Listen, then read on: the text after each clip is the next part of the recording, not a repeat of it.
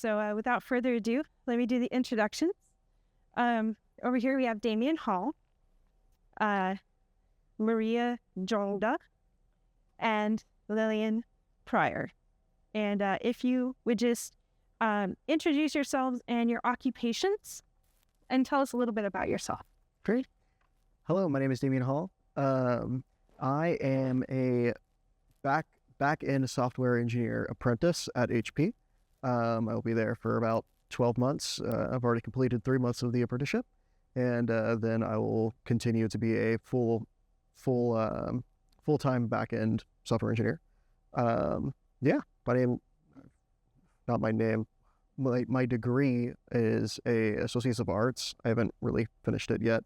I'm one class away. Rachel. Hi everyone, my name is Mariha. I am a application security engineer at United Airlines. I am also a graduate of the bachelor's program at Lone Star in cybersecurity. A little bit about me: I've been in school long enough, so I know all the challenges, but I'm just happy to be here. My name is Lillian Pryor. I am a mechanical designer and production technician, and actually looking for jobs. But I have already completed the Associates of Applied Science here from Lone Star in the Robotics Automated Manufacturing Technology. But I am actually a bachelor's graduate upcoming, so I'm super excited. Congratulations. Yeah. All right. I'm going to start with you, Damien. What's one thing you wish you had done differently while in college? I would definitely say being on time to my classes and stuff.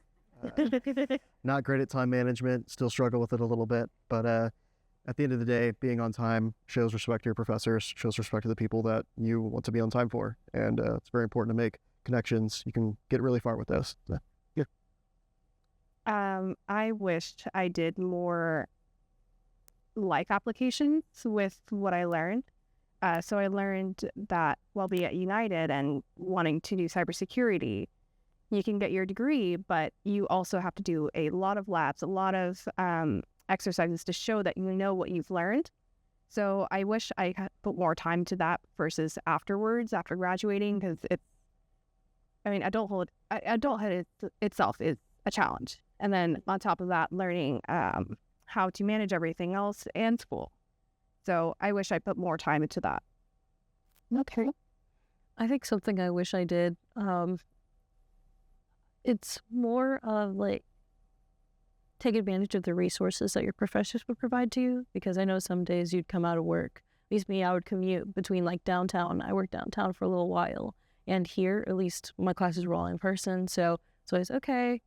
I'm ready to go. I'm ready to leave. And it's like, sometimes you'd miss that extra hour, the extra 30 minutes of like really important one-on-one time with your professors.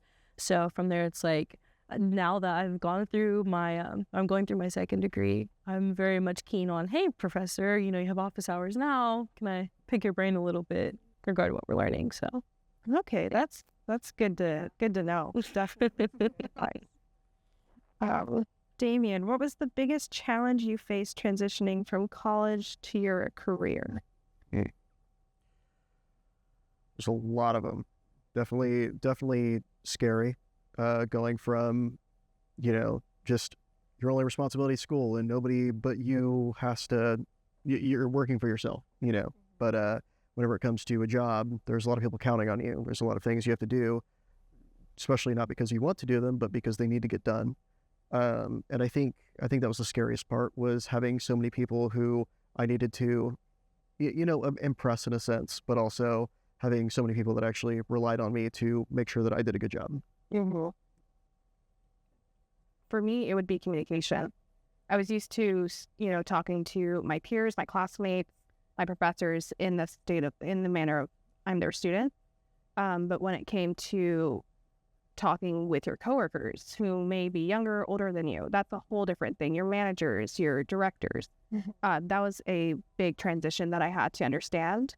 And a lot of it came with knowing what I have at hand and being able to have that confidence and say, I know this, and I'm confident in this, and then I can talk about it. Oh, okay. So confidence and business etiquette. Yeah, absolutely. I can definitely say that is very important. A lot of business, like even going from having graduated into, I was a mechanical designer basically. There's a little gap of time between there, and I was like, wow, this is like fully remote. I'm so used to there being people, can't crack a joke here, because I mean I was the youngest, at least in my position. Everybody was like 30s, 40s. I was like, oh, I can't say lol out loud. That's kind of weird. But also even just finding the job itself, and a lot of companies with these better positions that you're qualified for are still always looking for more experienced workers. And honestly, that was an issue, at least that I was finding for even my current job search. It's like, I know at least in regard to the technical experience, I will qualify, but it's always they're looking for, you want like 3 to 5 years of engineering experience. You want 10 years having a master's in some very specific discipline. It's like, well, given the job requirements and the description of the role, I was like, okay, I would fit in really well, but there's always that hard stop of the educational level. So, got it. All right. Oh, Damien. Have you ever had to pivot in your career path, and how did you handle it? I'm pivoting right now by a little bit. So, as a lot of you know, I started off working in the innovation lab. I've always wanted to work with software. Wanted to work with software and get everything done that I wanted to do with that. Go work at some company, make projects, things like that. But as I moved up, I went to Espresso Moon, started doing a little bit of software development work. That was really nice. And then now at HP, I'm not really doing software development anymore. I'm still a software engineer, but what I'll be working on is more of managing systems. So pivoting right now, and it's a little scary. Definitely not my strong suit, but I've made it this far. I'll keep going. That's the spirit. Yep. How about you? For me, so I started out at the Honors College, and I was pre-med, as Dr. Kim knows. And in the middle of it, in the pandemic, I had lost my father to COVID. So at that time, I ended up dropping out. I was like, I need a break. I didn't know what I was going to do. I didn't want to do medicine anymore. And then from there, I was just working. I was like, okay, I need a paycheck. I need to just pay the bills. So that being said, I pivoted and I found myself loving technology. At that time, I had a great job at Apple. I was in their Genius department. So that being said, I found myself loving technology. So I worked, I saved up money, and I went back to school. That's where I was able to get back into Lone Star for their bachelor's. And from there, it's been a rocky road, but I made it. So that was my career pivot, and it showed me nothing's in a straight line. Nothing you'll do, it will ever be, okay, I'm going to go from A to B. You're going to go through the entire alphabet and then turn back to B. So that being said, don't rely on the plans as your only option. Don't put all your eggs in one basket. It'll work out, whether you believe in it or not. If, you'll say it's going to work out, it'll find its own way. It'll complete itself. But that being said, yeah, that's my pivot. I'm no longer pre-med. I'm now an application security engineer. So there's a silver lining in all of it. Yeah, you're happy where you are. I am. Yeah, I can't imagine if I was pre-med what my life would be like. Mm-hmm. And I love every second of the journey that I went through. It's good. Thank you. Very well said. Thank you. No, honestly, I'm actually also actively facing a pivot. So I just recently left my job as a production technician. So we were doing like drones as first responders. And previously to that, I was like 100% remote, like working from home. And so the pivot there was I have to see people in office every single day. Very stressful. It is what it is. But then even now I'm kind of I'm reflecting kind of on my overall like engineering and industry experience. And I'm kind of like, well, I think there's one thing not one thing, there are many things I loved, at least going through the degree program I was in, and that was like PLC programming. That was the most fun thing I've ever done, in my opinion. Very boring. Can you explain what PLC is? Absolutely. So PLCs themselves are programmable logic controllers. So you'll see them most commonly, at least in manufacturing settings, and even in like small scale robotics, which I mentor on the side. but it's basically the brain of your robots, the brain of your machine. And so PLC programming really allowed me to understand what it is I wanted my little body to do by picking its brain. But the really big pivot right now is I'm actually looking to get back into academia as a professor of sorts, and even just to kind of spread the knowledge, at least that I've accumulated, to those who are looking to go at least into a similar field. Those who maybe say, okay, I'm good at one thing. Let me see what that one thing is. Can kind of spread that knowledge. That is awesome. I love that. We need to get her on board as soon as possible. Know what you need to do. Okay. Next questions. What skills or mindsets helped you succeed the most? I have this mindset that's kind of always been with me. I always tell people this, especially when they're struggling. Given enough time, I can do anything. And I just kind of like live by that. I've always felt that way. That's always been my experience. Every time I just keep going, it just keeps working. So that's one of the little tricks that I have is I just remind myself of that every time things get hard, every time things get unexpected, like this pivot, right? I'm having to do a lot of work that I've never done before. I'm having to interact with people that I've never met before, in a place where I'm the youngest person. I have a lot to prove. I have a lot to show. But I just keep telling myself, given enough time, I can do anything. I'll figure it out, make the connections I need to make, get where I need to go. Awesome. I like that. For me, it would be not to take no as an answer in most cases. Just because if it's something that I know I can do, or I know, let's say I feel like I deserve a promotion or whatever, and they say no, I won't take that and just stop right there. I may take that and think, okay, well, what else can I do to get it? Or what other routes can I take? Or will someone else give me a promotion? Just things like that. There's always going to be setbacks. I've had a lot of rejections, but for me, I learned, okay, well, if I can't get a position here, I'll get it elsewhere. So it's not, a no isn't the end of the world for me. And that's what I always think. And I'm allowed to feel my emotions. I cry it out. And then the next day I'm like, okay, what can we do? Because I don't want to keep on crying about it. So that's it. Cry it out and then don't take no for an answer. I love that. Cry, but keep going. Yeah, exactly. How about you? I'm gonna just keep telling you really a lot of really good information here.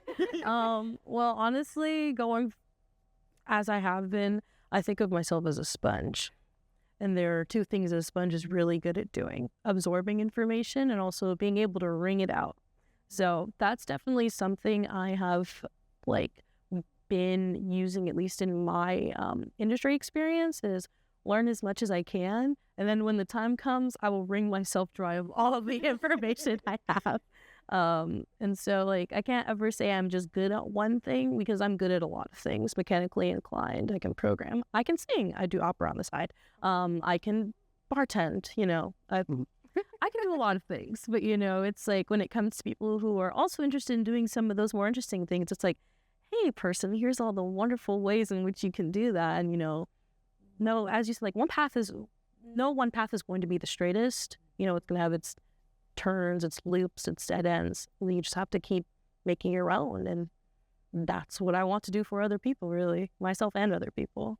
Just find another path. Exactly. Just pave it if you must. Get a shovel. And I will say, as a person with a degree, a bachelor's in fine art painting, my path has not been straight. It has not been a straight arrow. But I love that. The winding path will always get you there. If you could go back and give yourself one piece of advice as a student, what would it be? Take studying seriously. I grew up being generally good at a lot of things on like a couple tries. I grew up not having to work super hard for a lot of the things that I did. I would go to my classes and that would be it. I'd be good. I'd get A's. It'd be no problem. But once I got into college, everything got harder, right? Again, had to be there on time, right? So I show up. I can't just show up late and then know all the material. I have to study whenever I get back, right? So definitely making a study plan and just taking the time to try a little harder than you feel like you can or feel like you want to, because it pays off. That's good advice, especially as a current student. Thank you. I need to take that to heart. How about you? Slow down. That would be the one thing. I think looking back now, I didn't need to be in a rush for a lot of things. You know, I had that mindset of, okay, this is the one path and that's it. Turns out I thought I'd be, you know, in school for 4 years. It was 6. But it always works out at the end. So I think slowing down and just enjoying the moment that you're in, you know, with the connections you make, because you never know who's going to be your boss. You never know who's going to go where, but make those connections. But I think just slowing down and enjoying the moment, that's the biggest thing. And I overthink everything. So everything is just really congested in my head. But that being said, yeah, just slow down. I wish I could tell myself that. Like, it'll all work out. We have study harder, slow down. Yeah. Maybe everything in moderation. Yeah. Yeah. There it is. So less procrastination, but also be present in mind. How about you, Lillian? I will say that one thing I definitely needed to tell myself, and, you know, still need to, is it's okay to show struggle. Simply because, like, I know at least between working, I was managing my jobs. I had like 2 jobs while I was going to school. And so I can say, like, there were days I'm like, I am so tired. I cannot do this right now. But everybody says I make things look really easy. And I'm like, there's a lot of work that goes into this. I don't know how I make things look easy, but I'm very tired. And so it's like at one point you really will find yourself burning out and you're like, okay, I can let this slip for a little while. And all of a sudden it's like you've made a mountain out of the things that should have been mere steps, you know? And so really, even like, as I said earlier, taking advantage of the resources, get to know your classmates, because I've been friends with just about all of mine, at least the ones I graduated with, and we still check in with each other. Still, even if they had a question in their own careers, it's like, hey, do you know X, Y, Z? And I'm like, yeah, actually, I experienced this. So, you know, always referring to your references and just reaching out if you need help. So that's primary advice. If this were a poetry slam, yes, 100% agree. How important are networking and mentorship in career growth? So important. Single-handedly the reason I am where I am today. One thing I've always been pretty good at is making connections, talking to people, being friendly, you know. And at the Innovation Lab, shout outs to Gavin and Chris Shaford, Professor Shaford. They were huge helps and great mentors and just really good people to know while I was working there. They helped provide me with a place to come and show my skills and took me seriously and, you know, knew that I could accomplish cool things. And through that, I was able to meet Professor Gandy and then meet the people at Espresso Moon and now meet people at HP, you know. So thanks to everyone here, to be honest, Diane, all of you, you know, making connections is extremely important. All right, you heard it here first. Lone Star has all the connections, especially Division 3. How about you? It is extremely important. I say it's 75% of why I have my job. I was not qualified at all. I'm just going to say that. I was not qualified to be an engineer. But it was all about who I knew. Mm-hmm. So my mentor, he's a director at United Airlines. And I still am his mentee, but we were working together for at least 1.5 years. And when I applied for a position, he had, you know, put my name out and they said, well, if he recommends someone, we trust him. But that being said, not just one person, but I would go out and ask people for their advice. So I'd go through the entire organization of United Airlines and even on LinkedIn of people who I may be connected with, and ask for their words of wisdom, you know, and even just say, I would love to get to know you and your background, because you never know what their background is and what words of wisdom they may have to help you grow. But because of that, by the time I applied for my position, my mentor was the only one who knew about me. I had gone up to the president of United and he wrote me a congratulation letter for graduating. There's things like that you never know. And that came back to me getting my position. But even getting into your career and going through it, it will make the biggest difference. Everyone, you want to know everyone, not just for their title, but who they are as people. And depending on where you go, you'll learn that it's a very small community. Like cybersecurity is huge, but for the basics of it, it's a very small community. Everyone knows each other. So if you know one person, they may know 10 others. That being said, you never know who you'll run into. So even after you get into your career, you always should be networking just to keep on going. That is so smart. That's great advice. So just go through your organization and just ask for help. Let them know you're new and be okay with being vulnerable, because no one's going to say no to helping. And that's all you really need is just help, words of wisdom, getting to know them. And yeah, that's so hard to do, like asking for critique on yourself, feedback on yourself, because you're really putting yourself out there, Do you have any tips on doing that effectively? Mine has always been letting them know where I'm at in my career. So a lot of people who I ask, they're usually well into their career.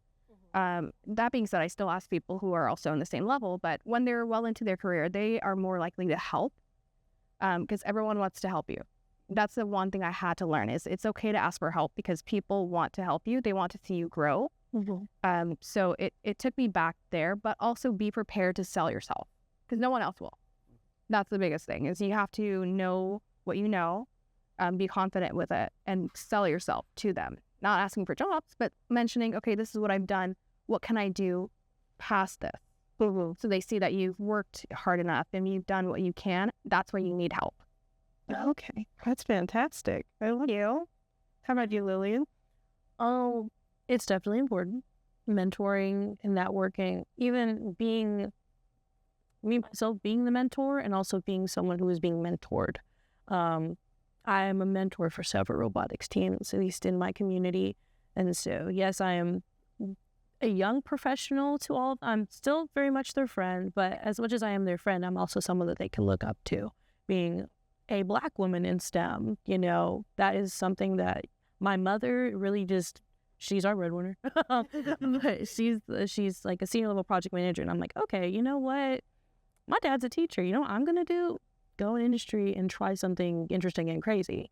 I'm not going to say my mother's my mentor because she just does way too much. I cannot compete with her. But I'll meet others that she knows, like very passively in the area, or even like I used to work at the ION prototyping lab, which is in the ION, which is like one big like co-working space. And then there is someone, what is her name? Loretta Grinnell. And she runs a foundation called the Supergirl Shine Foundation. And so I've actually talked back and forth with her that she is someone who always is advocating for women in STEM and specifically Black women in STEM, because definitely not enough of us. At least for the last 2 jobs, I've found that I am the only one in my position. And I don't want to see that anymore. Yeah, definitely needs to be more of us. The only one yet. The only one yet. Yes. Pending. Okay. But it's more like to be able to absorb what your mentors will tell you and really the best steps that you can take. I find that super important. And then also, like a sponge, being able to wring out the kind of tips and tricks and, advice for those who don't really know what direction they're going in. So I will say the networking, mentoring, all of the above, if there's a way for you to share your tribal knowledge, go for it. That's awesome. And I will mention here that her robotics teams are award-winning. Yes. So something you're doing is working. Yes. Well, let's see. Okay, last question, then I'll open it up to the crowd. What are some common misconceptions students have about post-grad life? But I guess for you, career life, because you're 1 credit away still. So I'm not post-grad, out of college for right now. I can't even think of any like big misconceptions. I mean, it's how a lot of people expect. And from my experience, I grew up always worrying about these things. Like, how am I going to make money? How am I going to have a house? How am I going to live? And from what I've seen, especially on the internet, at least for computer science students, a lot of them feel that way. A lot of them are sitting there like, man, like how do I make a career for myself? How do I get places? And all of that still exists, but I would say it's not as hard as a lot of people would think it is. Like I said, given enough time, you can do anything. And hopefully, if you have a supporting family and things like that, you know, that's a big part of it is support. If you have the support to do so, take your time, make the right moves. It's gonna be fine. And I think that I definitely think that a lot of people, especially my generation, are decently aware of that, I would say. But I definitely think it's a little they're more anxious about it than they should be. I think there's a lot more hope out there than they realize. Wait. The studying doesn't stop. I thought I would be done. Turns out I came back from a training course in Florida for the SANS Institute, which is one of the largest training in cybersecurity. That being said, now I have 4 months to study for an exam. And even though I wish I was still in school because, you know, if that were the case, I wouldn't have to worry about my job being on the line for the exam.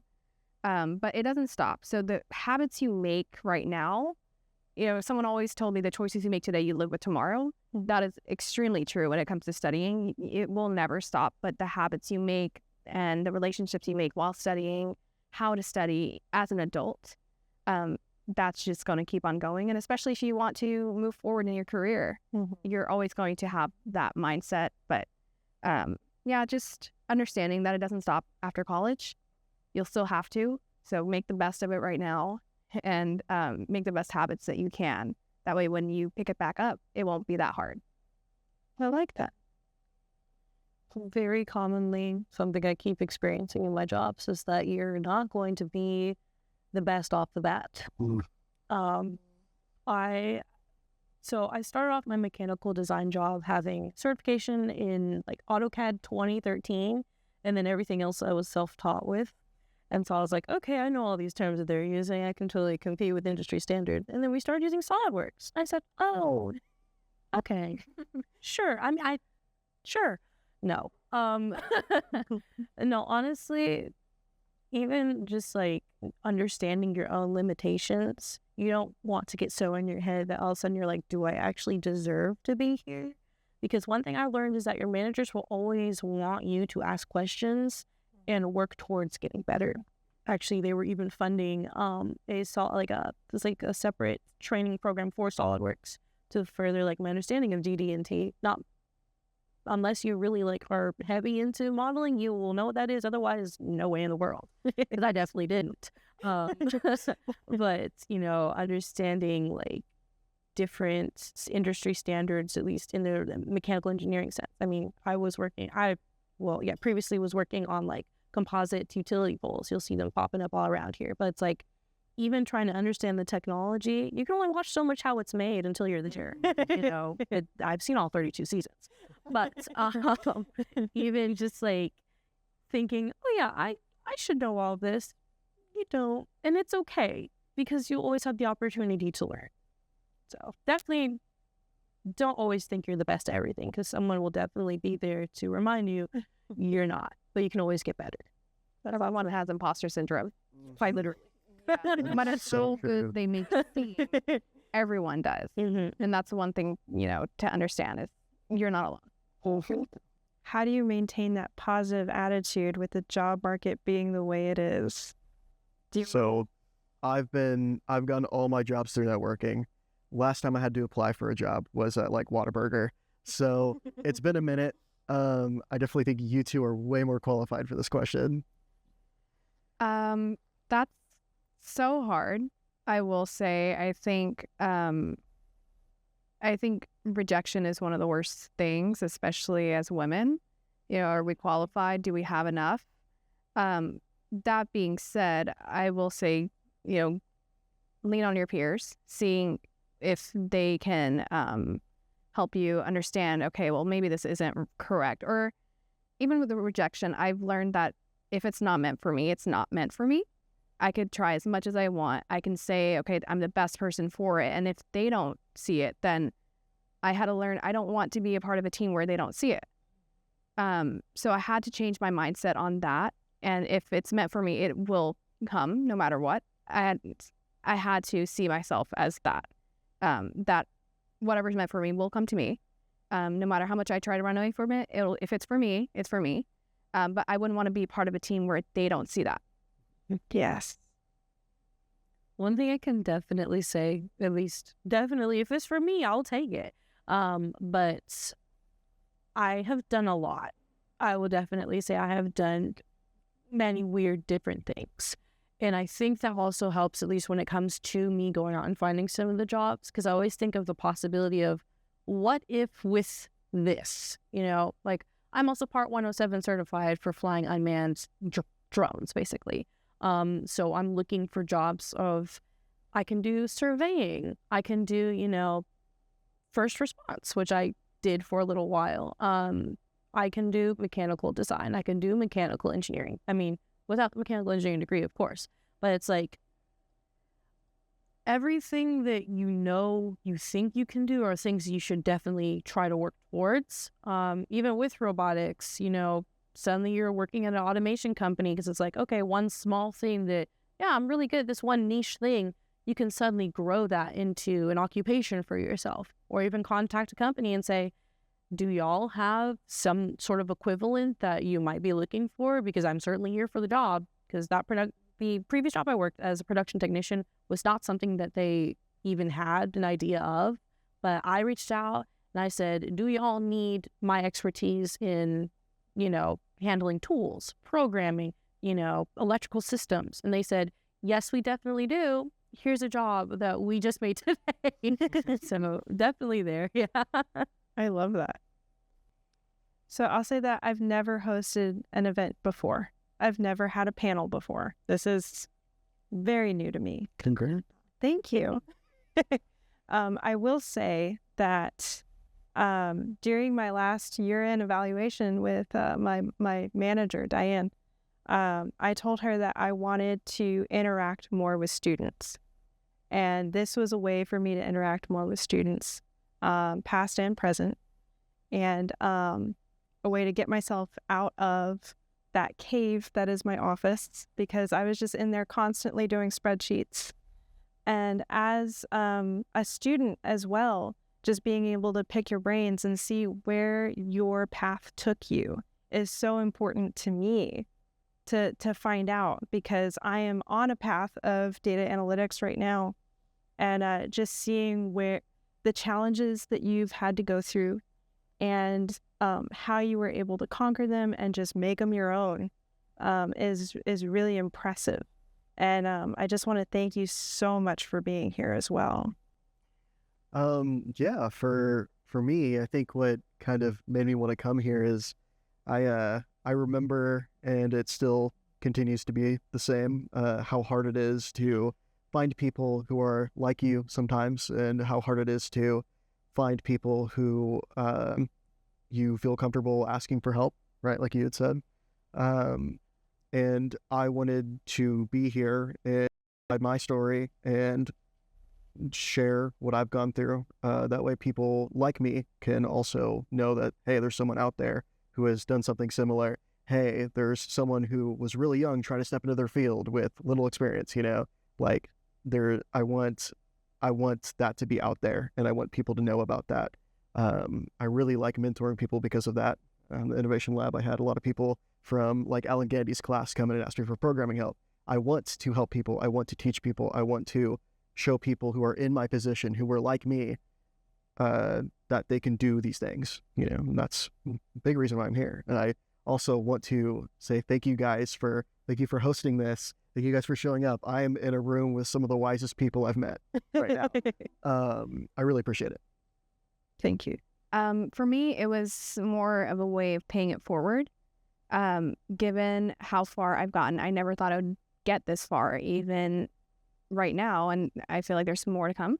But that being said, it's always a way for me to pay it forward to whoever, and but also as a thank you to the people who have supported me. I still text Dr. Kim all the time, mentioning all of the accomplishments I've had.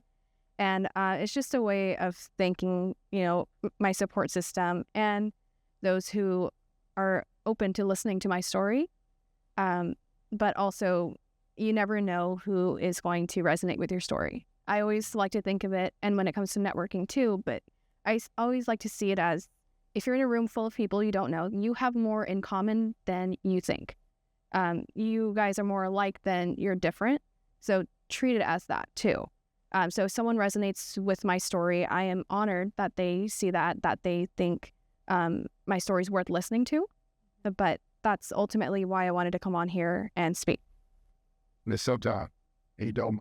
I came from a very, very small college. Like, fresh out of COVID, I said, cute college in Virginia, let me try it out sometime. Biggest mistake of my life, I'm gonna be honest. There was 400 people there maximum on like 40 acres of land. So It brought you where you needed to. it brought me where I needed to, because I said, this isn't for me. And so I came back home, and suddenly I'm like, oh, here's Lone Star and all the possibilities. I can just, ease my way into it. I'm good at robotics. Let me, try something a little bit. And so honestly, just being here, it's definitely, I'm challenging myself because I'm primarily an online student. I mean, prior to this, I was in person, strictly limited to this building, but it's like, of all of the students in this campus, I never thought I would be the one to be able to like have my own like experience shared with others. So it's definitely it's a welcome experience. It's weird, but it's welcome. I do like it. And so, you really do never know who has a similar experience. You always know people have different ones, but even so, they'll hear your experience and say, wow, I didn't really look at things that way, or wow, here's how I can do things differently, and even apply it to my own life or other people that I may know. So I'm really glad to even have been invited. Well, thank you for being here. Thank you all for being here so much. Does anyone have any other questions? All right, we're good. There's cookies and water. We can go ahead and end this. Great. Thank you.